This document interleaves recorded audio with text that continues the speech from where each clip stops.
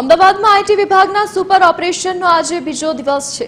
જાણીતા chemical group મયુર ડાય કેમ પર મેઘા સર્ચ ઓપરેશન હાથ ધરાઈ રહ્યું છે। અમદાવાદમાં એક સાથે 20 જગ્યા પર આઈટી વિભાગે દરોડા પાડ્યા છે।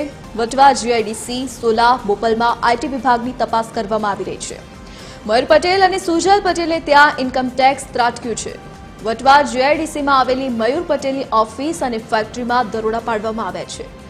મયુર પટેલના વ્યાવસાયિક ભાગીદારોના સ્થળોએ તપાસનો ધમધમાટ શરૂ થયો છે। તપાસમાં દસ્તાવેજો અને ડિજિટલ ડેટા કબજે કરવામાં આવ્યા છે।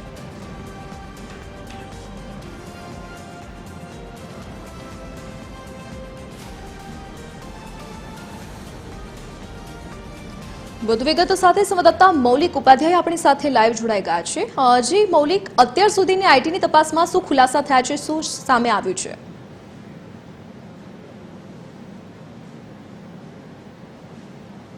ગઈકાલ સવારથી જ ઇન્કમટેક્સ વિભાગે શહેરના જાણીતા કેમિકલ જે અગ્રણી છે એટલે કે કેમિકલ ગ્રુપ મયુર ડાયકેમ છે તેના પર આઈટી વિભાગે દરોડાની કાર્યવાહી છે તે હાથ ધરી હતી। અમદાવાદ શહેરમાં અલગ અલગ 20 જેટલા સ્થળો પર આ દરોડાની કાર્યવાહી છે તે શરૂ કરી હતી, જેમાં વટવા જીઆઈડીસી ખાતે આવેલ મયુર પટેલની ઓફિસ, રહેણાંક અને વ્યવસાયિક ભાગીદારો છે તેમના ત્યાં તપાસનો ધમધમાટ છે તે ચાલી રહ્યો છે।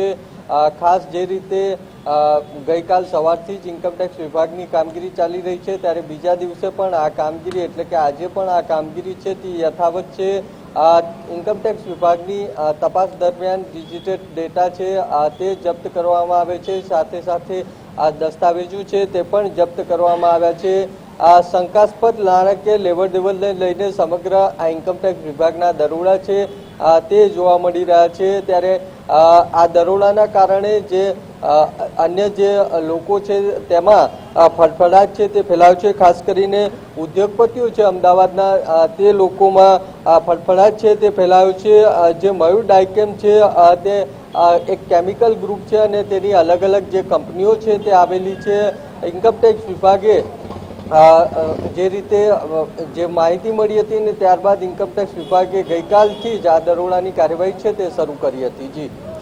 જી મૌલિક, વિગત સાથે જોડાવા બદલ આપનો આભાર। તો આઈટી વિભાગના સર્ચનો આજે બીજો દિવસ છે, તો તપાસમાં દસ્તાવેજો અને ડિજિટલ ડેટા મળી આવ્યા છે।